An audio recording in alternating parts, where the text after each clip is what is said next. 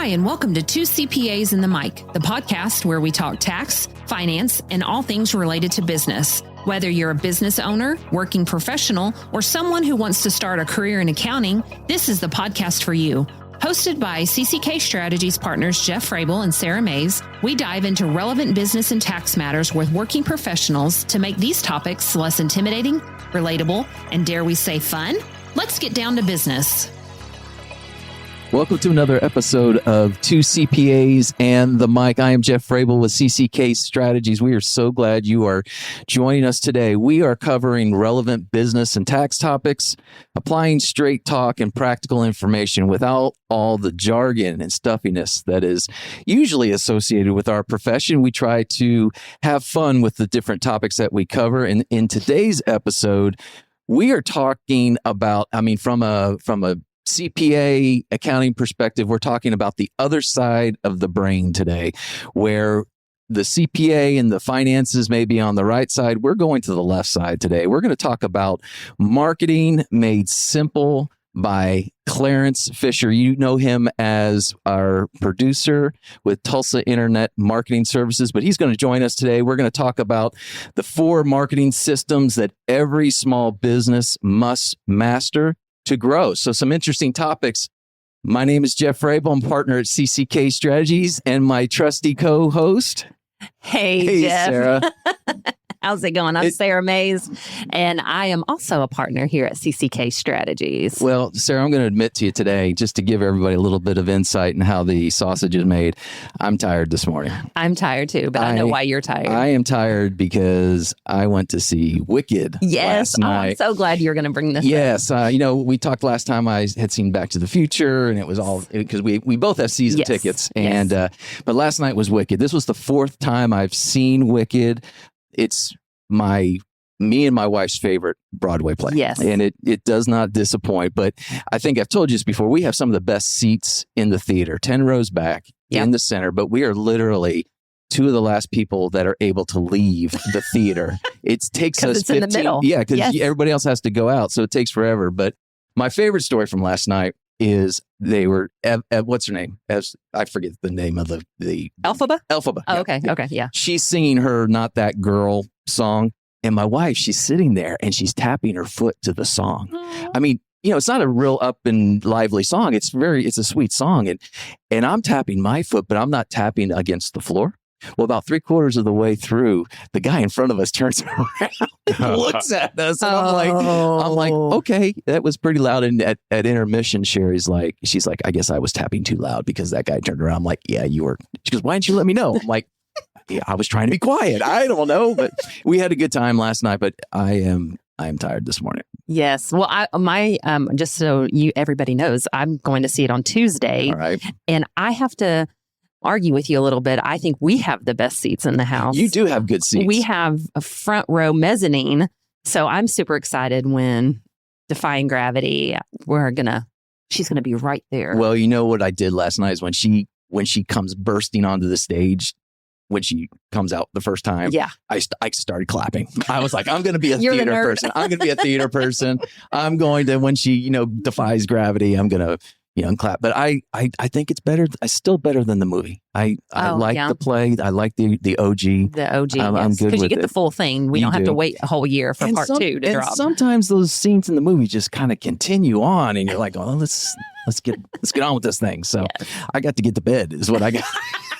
It's a school night. You're an old man. I'm an old man. So anyway, but that energy level is not going to affect us today. No, it is not. I think we got it.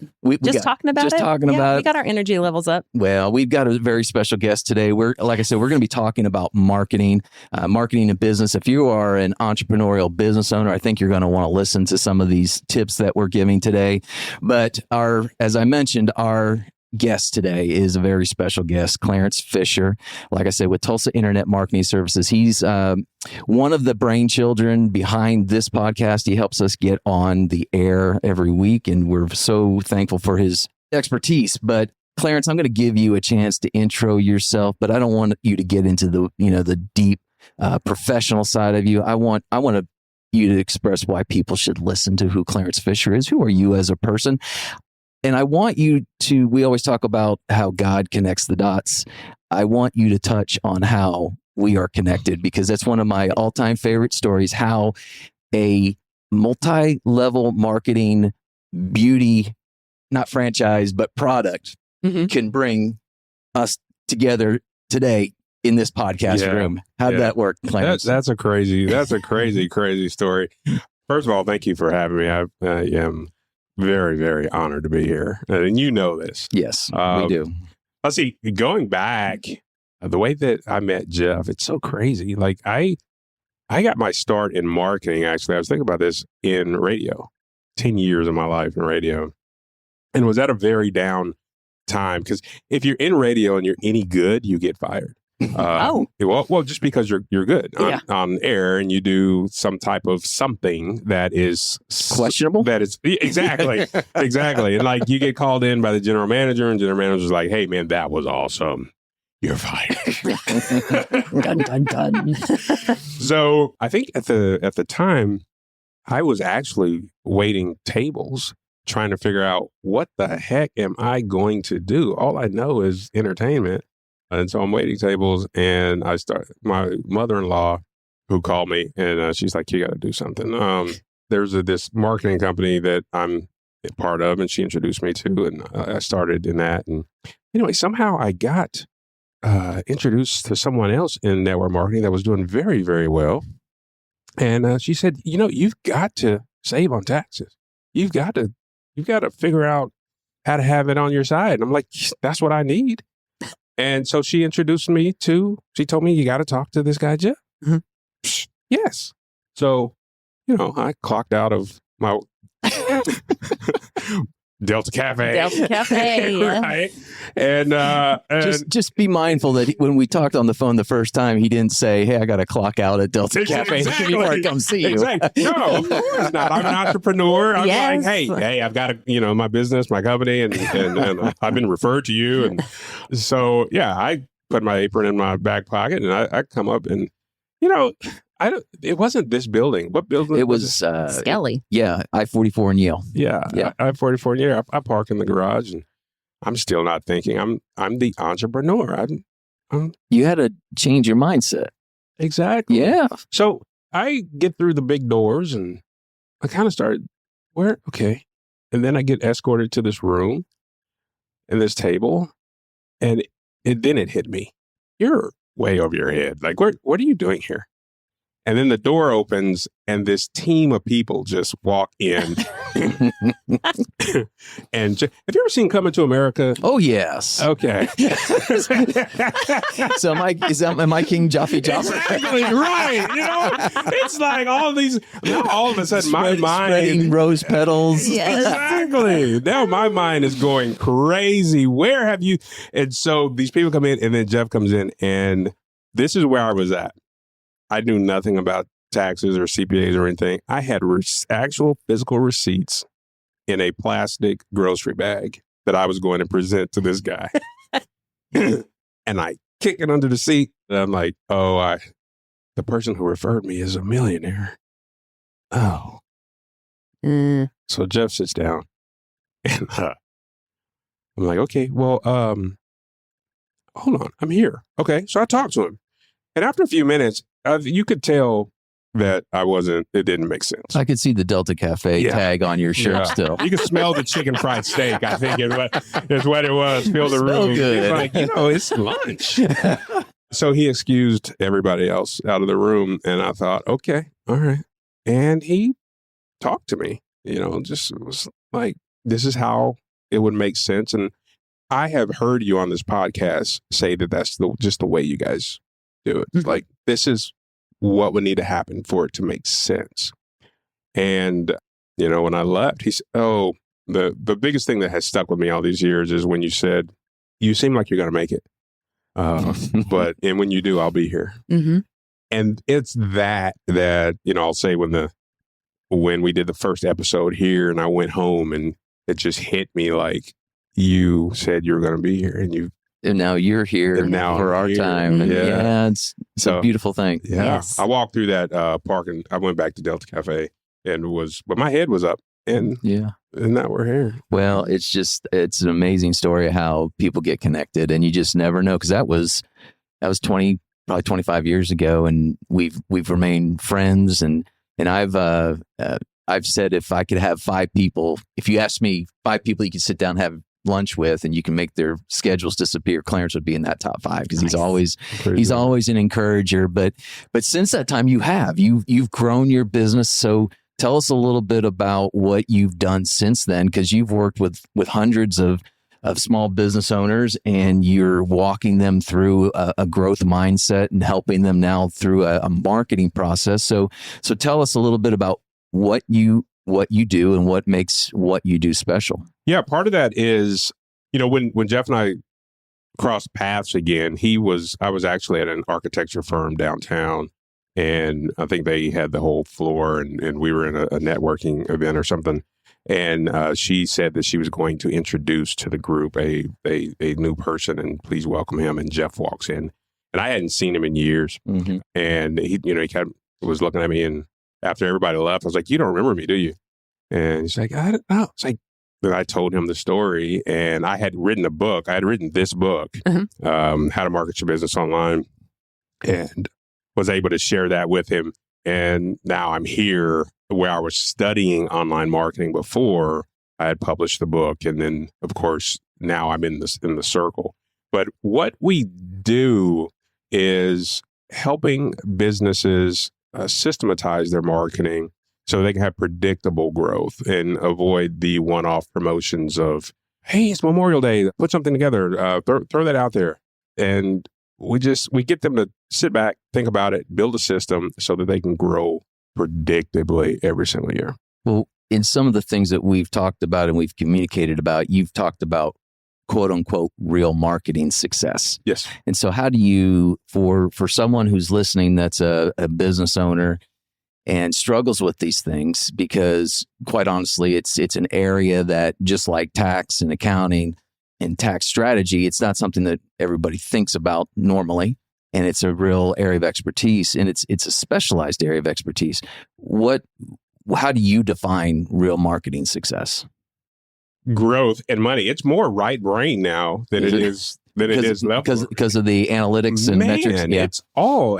When I bring people on who think marketing is like handing out Red Bull or just this creative, and we get behind the scenes, and it's like, okay, no, look at the CTR and the percentage of this and this. It's numbers. Mm-hmm. So what successful marketing is to me is you can put $1 in, and you can get at least $1.10 out. And most business owners will say, no, I want $2. I want $3.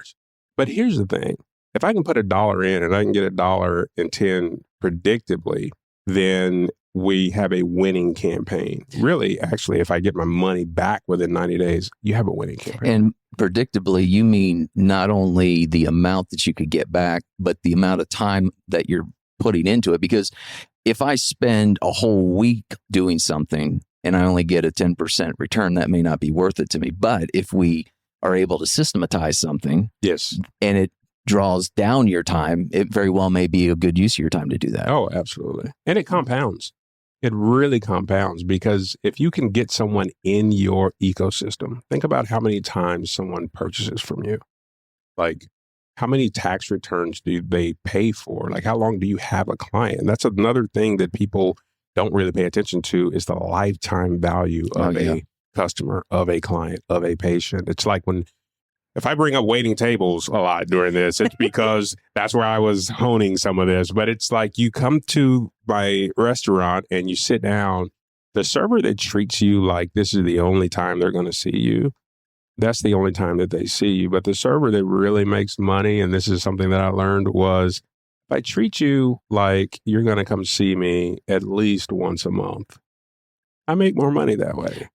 So that happened to us last night. We have a favorite place that we go to for the theater, and we were talking with this lady, and we were talking about something about the last time we were here, because we said something my wife didn't get something. She goes, well, I've been the general manager since January. But I still want to take care of that if it was before my time, blah, blah, blah.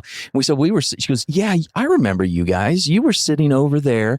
And we said, oh, you were the hostess? I said, did you get my shout out on Open Table? She goes, yeah, actually, I'm not. You referred to me as the hostess, but I couldn't remember her name. Mm-hmm. But I'm not really the hostess. And so she kept coming back and talking to us last night. And when we left, I said to my wife, I said, we could become regulars here. And of course, my loving wife's like, she's kind of paid to do that. And I'm like, well, no, you want your norm moment. Well, we talked about that walking in and go, Jeff, Sherry.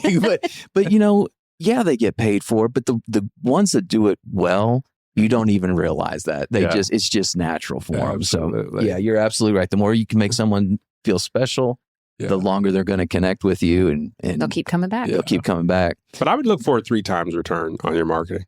Okay. I gave you that number just because I'm happy with that number. If we can get people in and get your money back and a little bit extra, now we have them in your system and we can sell them more. So let's kind of get into some of the nuts and bolts of this thing, Clarence, because we don't want to just spend all this time talking about what you do. We want to know how you do it. Mm-hmm. So you created this system. I guess I would call it the R4 framework. And I think we want to kind of walk through that a little bit at a high level and talk about those things and give some tips. And so let's jump into that. And so ironically enough, the R4 stands for 4 words that start with R, right? Oh, wow, that's cool. He is so intuitive. Took you 10 years to come up with that one, but no, it's good stuff. And there's truth nuggets in all this. So let's start with the first R. Do you want to start with reputation? Yeah, reputation. First, I have to give a shout out to the guy who actually originally came up with the R4. His name is Mike Cooch. I stole it. Okay. You're a good guy. We're good friends. We are really good friends. He brought it on, taught it to me, and then I put my spin on it, and I've actually taught it with him to other agencies. So shout out to Mike. Okay. Nice. Good. But the first R is reputation. Influencing what people see and say about you and your business online. You can do that. Making sure that your Google business profile is up to date, making sure that your that you're getting reviews, you're answering all reviews, the positive ones and the negative ones, and really just getting reviews. A lot of business owners don't want to get reviews because we're going to get a bad one. Yeah. Well, it's going to happen. Right. So you might as well put a system in place to where you're constantly asking for reviews so that you get more good reviews and bad reviews. And if you're getting more bad reviews than good reviews, that's saying something that you need to change. So you mentioned the reviews, and this is kind of a question I had for you is, I mean, in this, and I don't want to say in this day and age over and over again, but let's just say it one time, because it's obviously it's changed from when I entered the profession 30 years ago. So, but it's crazy because there's people that sit behind a computer screen and I guess the way I describe it is when I run marathons and Sarah's run marathons, so she understands this. You go back and you look at the reviews of the marathon, or when you're trying to pick a race, you look at the reviews, and you can have one review that says, there was so much water, I could not drink it all. And the next review says there was no water. And so you never know what to believe, but you have these people behind a computer screen putting stuff down.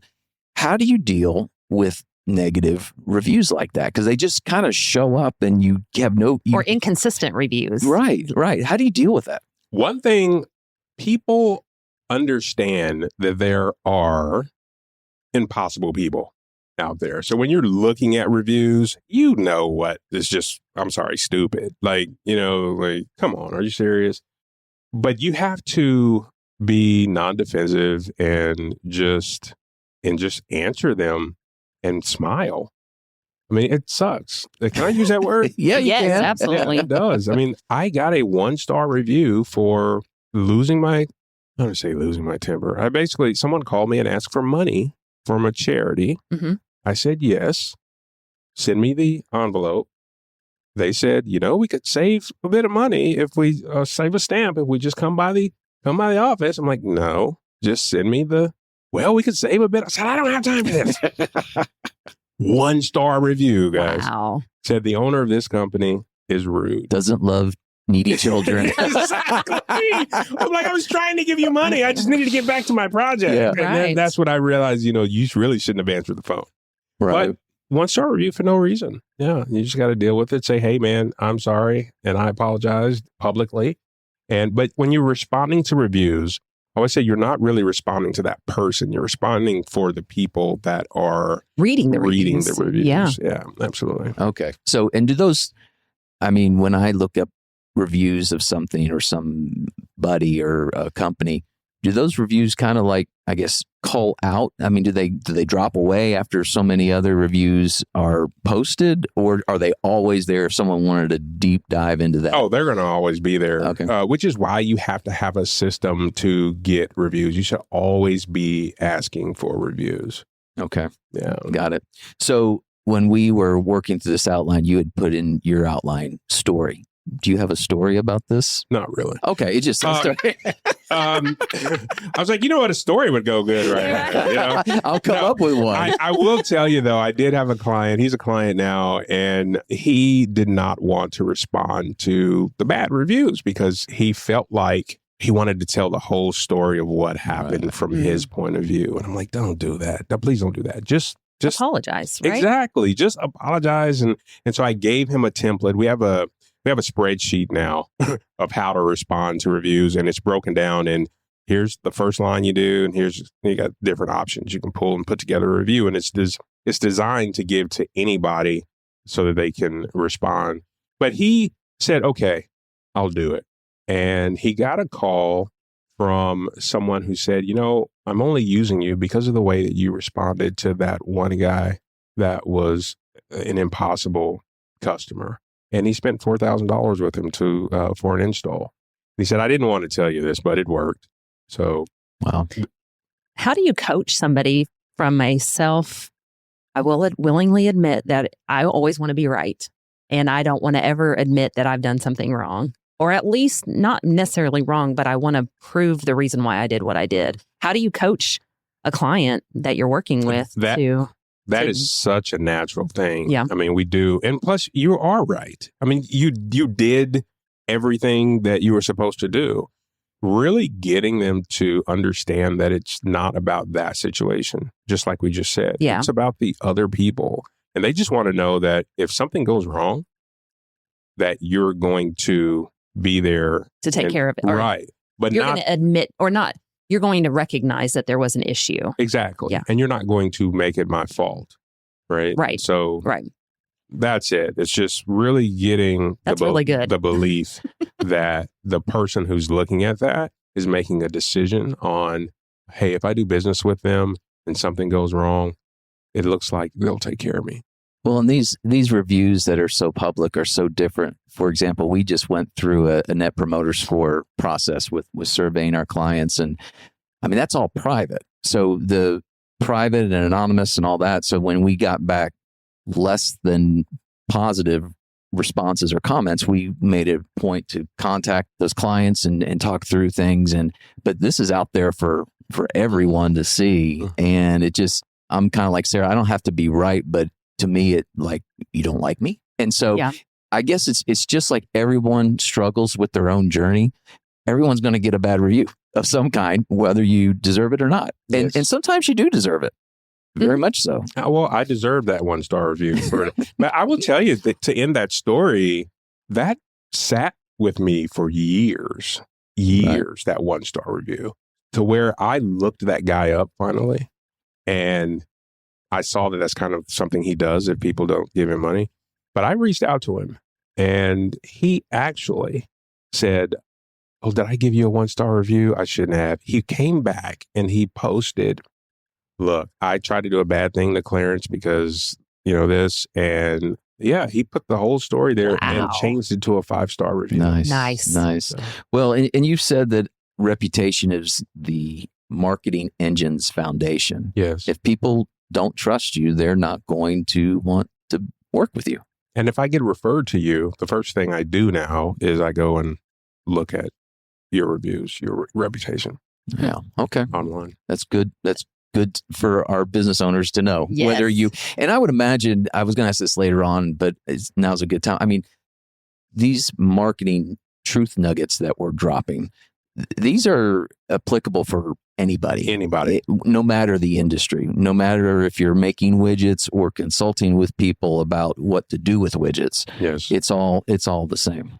Yeah. And the last thing on reviews is I'll tell you that you're not supposed to do this, wink, wink, but you can what they call gate the review. So front desks, or you send out a link, they click it, and you ask, how was your experience? Mm-hmm. They click 1 star, 2 star, 3 star, 4 star, anything below 4 stars, a form pops up and it's like, I'm sorry, we didn't get a perfect score from you. Could you tell us what, how we could have? Then they give their name and the reason. And then that goes to someone on the team and it stops that from going, online. If it's 5 stars, we direct you to wherever. Yeah. The key is that you have to follow up on that in a very timely fashion. Yeah. Or else you get the reviews that say, I've been marking this as 3 and it's not showing up. Right. So, Exactly. So reputation is extremely important today. Item number 2, we talked about reputation. The second R is reach. And I found this extremely interesting that you want to ensure more people know about you today than they did yesterday. Absolutely. So dive into that a little bit. In a systematic way. Just making sure that more people are aware of you. And the way that you do this is you don't have to be everywhere. That's the biggest myth. We think we have to be everywhere. You have to be on LinkedIn, Facebook, X, PBS. You have to be everywhere.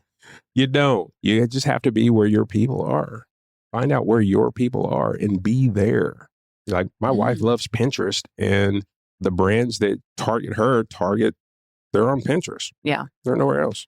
Right. Just like we were talking earlier, the baby videos on Facebook. Yes. When you start clicking on them, they start popping up more and more and more, and you just can't get away from them. So it's kind of a FOMO, fear of missing out, that could be to your detriment from a marketing perspective, where you feel like you got to be everywhere. So let me pretend I'm your client, Clarence, and I say, this sounds really great. So if I do this, I'm going to see immediate results because I just have to be there, right?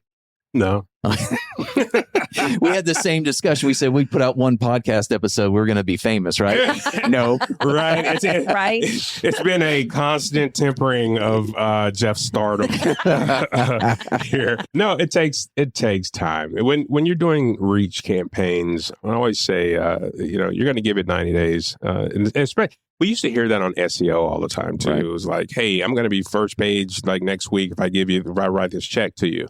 No, I'm sorry. No, SEO takes 6 months to 9 months, but on a paid like Facebook or Google ads or anything like that, you're looking at a 90-day ramp up period.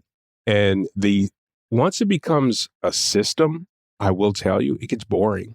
Like it gets really, really boring. And what I typically hear from clients is, we've been running that ad for a long time. We should change that. I'm like, it's not working. Like, are you looking at the reports? No, but I feel like we've been running that ad for a long time, and I have to have the conversation of, look, I know you've seen it 1,000 times, but people are still reacting to that. So we need to. Yeah. So I do want to put that out there that once it gets going, it will seem boring to you. So this is where you get to the right side of the brain, and you really have to look at the numbers and say, is this generating ROI? And if it is, leave it alone. So when you consult with your clients, especially early on in the process, you make these kind of things aware to them so they know what to expect. And you probably revisit it every month. Yeah, often. Right. Yeah. Every month. But you're getting weekly reports. And I will tell you, a lot of people move on. They're like, no, I don't. You're not right for us if we can't have that. And so I've learned over the last 15 years that that's okay. Well, it's amazing to me that even though we work in different worlds, we have similar outcomes. So like we may bring in a new client and do something that's really kind of simple to us, change a structure or something like that, save them X number of dollars. They're very excited about it. They pay our fee. and we're all good. And then 2 or 3 years down the road, they're like, why am I paying so much for this strategy? And you're like, well, remember, that was like, no, it's continuous. It's continuous. Yes. And I love your term, they get bored, because sometimes our clients get bored with what we do because they just expect it. Yeah. And you're like, you're not going to get that everywhere else, but I'm going to walk you through this. So I appreciate that term, bored. Okay, I'm going to take us back just a little bit. When you were talking and explaining earlier, you used an acronym that I've never heard before, SEO. Yeah, search engine optimization. Okay, what is it? That? It is making sure that your website, it's not even really websites, a page on your website shows up on the search engine the highest possible when someone does a search. So if they search for tax planning, whatever year, if you have a page on your website that is optimized, meaning the words on the page, the pictures on the page are all geared towards answering that question, you have the best shot of being the number 1, 2, or 3 site that shows up. Nice. And so it's a whole area. It's kind of like the yellow pages on steroids. Yes. Right. If anyone remembers what the yellow pages are. Yes. So many. But I used to, so many references Let it go, today. Sarah. Go ahead. Just let it run. I used to. So we would get those like specific for the town. Hold on. Eric. Sarah is like over there like biting her tongue. I mean, Jeff. Okay, go ahead. And I'm bringing this back around because I would always, I'm not talking about the big fat yellow pages. I'm talking about the one that was like for your South Tulsa. Yes. And I would always flip through the yellow pages, especially in CPAs or accountants, to see, because you would, if you wanted to be recognized, you buy the bigger font or the bigger ad or something like that. So you always kind of saw who was, I have a client that's a personal injury attorney. And I would always look to see how big is he on the back page? Is he, but you would, the more you spent for that ad, the more you became noticed. And that's really what we're talking about, is that transformation over time to this, right? Okay. And do you know what I call that little book when I get them every now and then? Junk? Yeah. Leads. Those are leads That's for good. me. Yeah. That's makes perfect sense. Yeah. But now I've been seeing these things that, and maybe it's just because of, the different algorithms that are following me, but is SEO dead? I've been seeing some of these things saying, is SEO dead? It's not dead, but it's getting there. Is it? I mean, what were we gonna? Oh, I was going to say, well, what if it's dying? What's killing it? What's killing it, and then what's going to replace it? AI. Oh, okay. What we are seeing is fewer and fewer people are going to Google to search things. They're going straight to ChatGPT. Oh, my sister does that. Everything she does is ChatGPT, and I'm like, and it comes up with some good stuff. I mean, we use it. Jeff and I use it for certain things, but podcast outlines. Well, yeah, exactly. Yes. Who doesn't? I mean, right. It really saves a lot of time. But I was amazed that that's exact. I mean, for anything, that's where she goes. Absolutely, So, and more people sense. are doing that instead of going to Google. And so, behind the scenes, our scramble is, how do we rank higher in AI search engines and ChatGPT in Perplexity? I'll give you guys, ChatGPT now is what we use to outline things and brainstorm. But if we're really going to do a search on anything, especially if like attorneys or probably you guys too, we use Perplexity, perplexity.ai. And so we do the outline in ChatGPT, we research in Perplexity, and then we use Claude to do any writing that is going out, like blog posts or, any type of papers or anything like that. So AI is kind of splitting into, this is best for this is best for that. Well, I would imagine we could spend a whole episode talking about AI, because it totally blows my mind what it does. And I've seen I've seen and heard, have not done it, where you can take a fairly voluminous document, load it into something, and it comes out as a podcast. Yes. Yes. Yeah. And so it's just crazy, but that's another day and another. Alrighty. As amazing and as interesting it is, but I will be back for AI. Yeah, we'll be back. Our number 3, we talked about reputation. We talked about reach. Our number 3 is resell. And it has 2 R's in it, actually. Resell and repeat or sales. Repeat sales. However you put it. Yeah. This is just making sure more people buy from you more often. Okay. Notice I got, over the years, I'm like, this is the tagline. but making sure that you are maximizing lifetime customer value. Can't tell you how many times, this has happened to me, is you get a client that says, I didn't know you did that. We still get that. Yes. Right. And you're Yes. like, are you serious? You didn't know?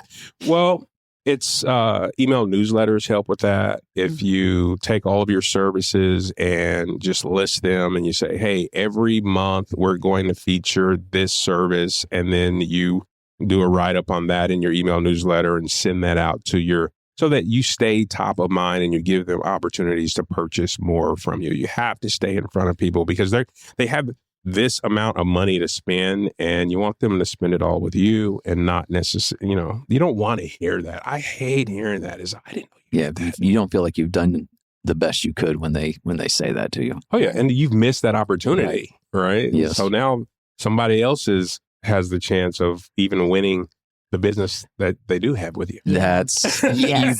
you've opened the door. Yes. And but there's another element. There's another side or another element to this R that is where I went when I read it originally, and that is that the way I'll phrase it is you get more excited about the new clients that are coming in than you do about those clients that you have had for a long time. That is so huge.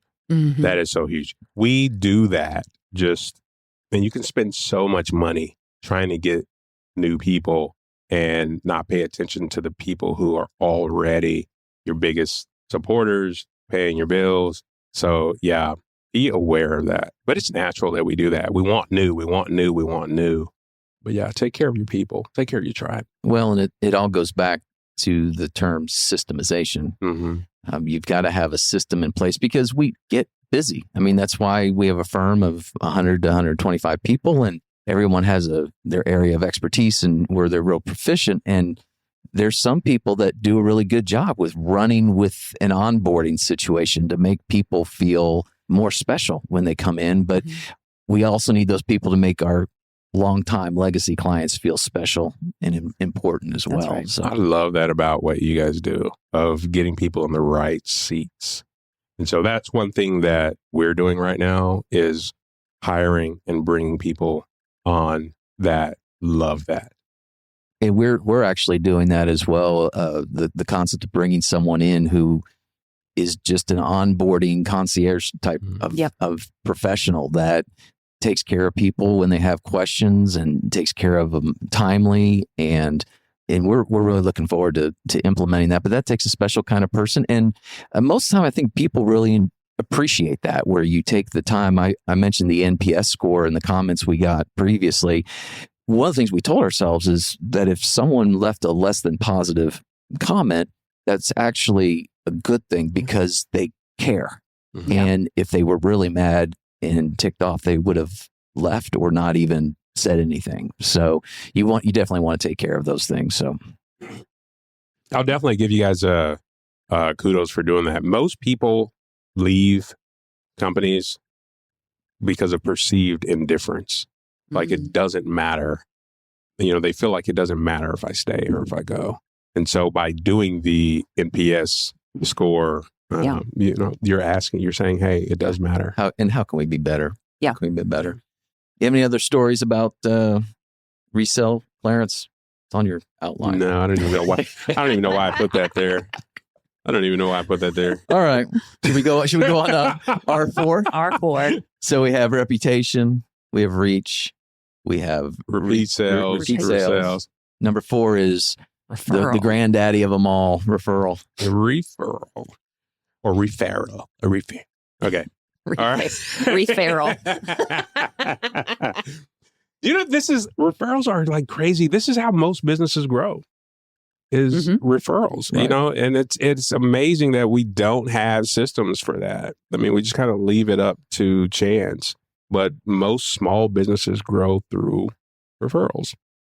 And so you just really want to make that a culture and let your clients, your patients, your customers know that you expect a referral from them, basically.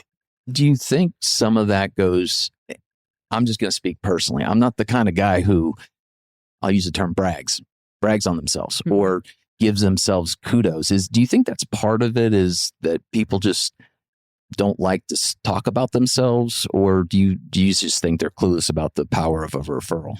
I think a lot of people don't like talking about themselves. A lot of the people who I know who are the best in their field do not like talking about themselves. I think it's not a natural thing, but I don't think we're clueless. I mean, we know that. I mean, you know that most of your business comes from referrals. We just don't take the time to do it. We just feel like if I do a good job, It'll happen naturally. Yeah. You'll tell people about it. And yeah, it will, but not as frequently as we need it to. I know your name just floats around. So you've done enough good work to where people are like 25 years of being around will do that too. But if I knew Jeff was expecting me to give him a referral every year, then how much more would your book grow? And when I say I knew that you expected, it's not like you're telling me you're going to give me a referral. Right. It is showing me that that's the culture that you have, is that I'm going to ask you for a referral once a year, if that's okay. So I just make sure that I do a great job, and I'm going to ask you for a referral. Is that okay? Sure. Yeah. Yeah. And I think, especially when you come at it from our perspective, it's not so we can put more money in our pocket. It's who can we help just the same Absolutely. way we helped you. Yeah. And, I think personally, I'm always afraid to ask for that referral one-on-one, because I'm like, well, what if they say no? What if I let them down? Or what are you going to give me? Yeah. That's what I... Okay. And, good point. That is a great point. Uh-huh. And so to make it easier, number one, for referrals, like for us, if you send us a referral, I'm sending you those brownies that I send out, right? Right. And I'm going to reward you for that, whether anything happens with that referral or not. If they call me and they say, hey, Jeff told us to call you, Jeff's getting brownies. So there's that. I know that's not what you were thinking, Sarah, like what's in it for me. But if the referral turns into something, then we actually send steak. It's Ruth's Chris, I think. Okay. Yeah. So Okay. that's Clarence Fisher. Tell him you heard him here on 2 CPAs and the mic. Right? So yeah, we actually send the Ruth's Chris out. But also, to make it easier for your people to give you a referral, give them something that they can hand out in your name. And so that could be like for us, it's this training that you can send a link to somebody who, like the Google Business Profile, which I'm going to give out a link later. Our clients can send the people they know a training that's free that says, hey, this might help you, right? And so for you guys, it may be a white paper or something on how the best tax strategies. So your people could forward that to the people they know. It's value that would help them make your client look good because they're helping them. But then it's also sharing your expertise. Give them an easy way to refer you without having to be, an expert or. And I see referrals as a way to just simply care, because when you make the comment you did, Sarah, I know we're all used to it in a networking situation. You kind of get into these situations where the true networkers are like, well, you send me and I'll send you. And I don't want that pressure. Right? Yeah. And I tell people all the time, look, I'm not a onesie twosie kind of guy. If I send you someone, just make me look like a rock star. And that's inferred. That's the same way back. I'm going to make you look good. I just want to take care of the people that you've entrusted me to, but I'm not expecting anything in return. Right. So, but that can be a little tricky depending on who you're networking with. And, right. Well, we're talking about systems though. Mm-hmm. So you have to make it a system. Everything needs to be a system. When you start working this way, a lot of our consulting, like we do some CMO work as well, those may only last a year because we've put the system together to where you don't really need me anymore. Right. Like your marketing people can take care of this now. Well, and we've kind of done some of that with this podcast. You've been extremely instrumental in helping us get across the goal line, getting us around the mics, editing. But some of that behind the scenes stuff, our teammates have been able to take it right, and it just naturally has become systematized. And as we move forward, they'll take on more and more and more and more. Right. All right. So those were the 4 R's. Mm-hmm. Now, what are some common mistakes that you often see in the process? The one-off campaigns. One-off meaning I can do this and it'll fix everything? Well, that and it's 4th of July on Saturday. Let's put something out. And I know it's Thursday. So again, behind the scenes, we were watching whatever. So this is the week after Memorial Day that we're actually recording this. Right. So like last weekend, we're watching TV and all we saw were these ads for Jake's Fire Stand sale of Memorial Day flowers. And I'm like, Jake's is one of these places that is like sells fireworks 365 days a year. And I'm like, what could we sell throughout the year that'll make money? Oh, let's sell fake flowers for Memorial Day. But it was like commercial after commercial.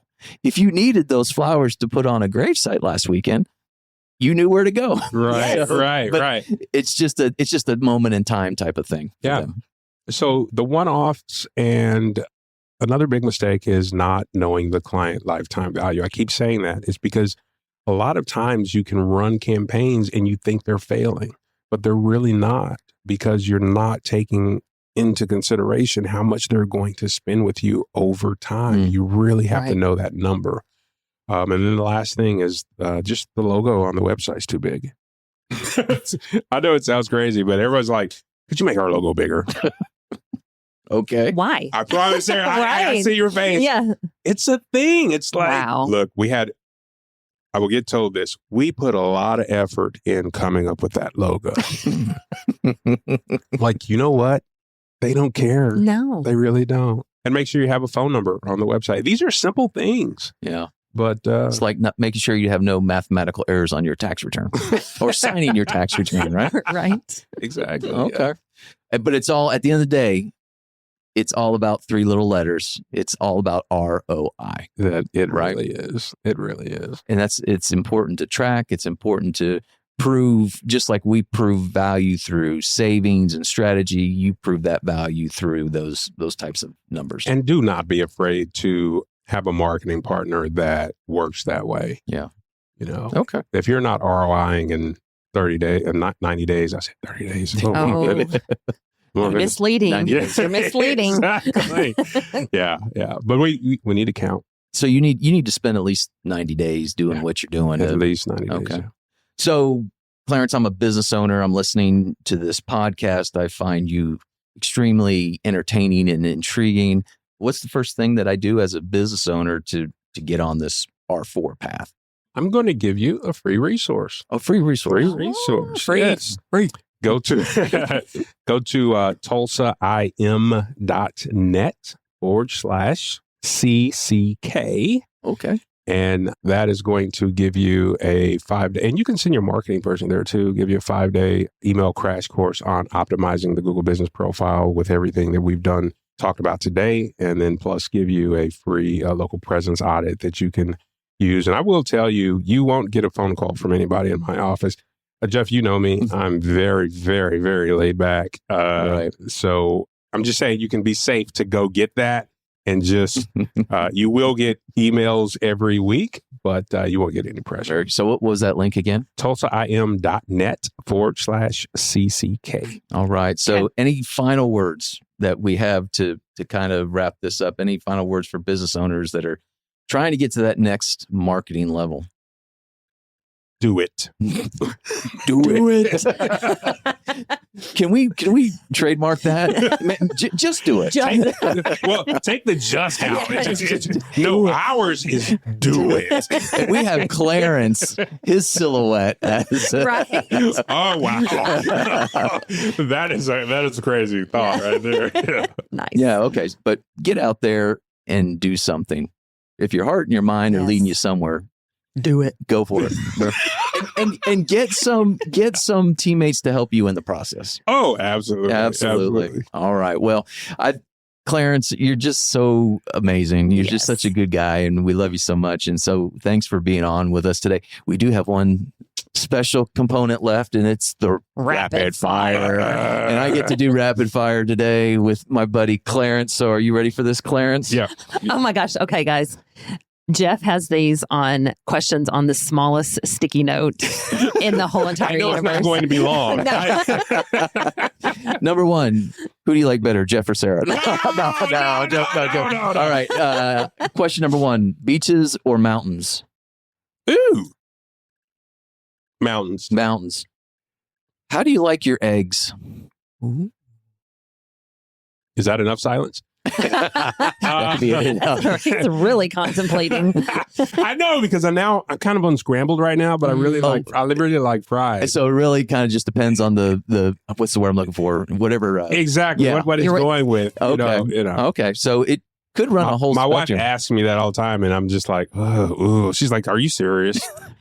Okay, so Brandy, don't. Well, I guess we stumbled into some weird spots Right, there. you opened a wound. Okay, lunch with one person besides Jesus. Who would it be? Because Jesus was it. I know. Yeah, no, can't be. Lunch with one person besides Jesus?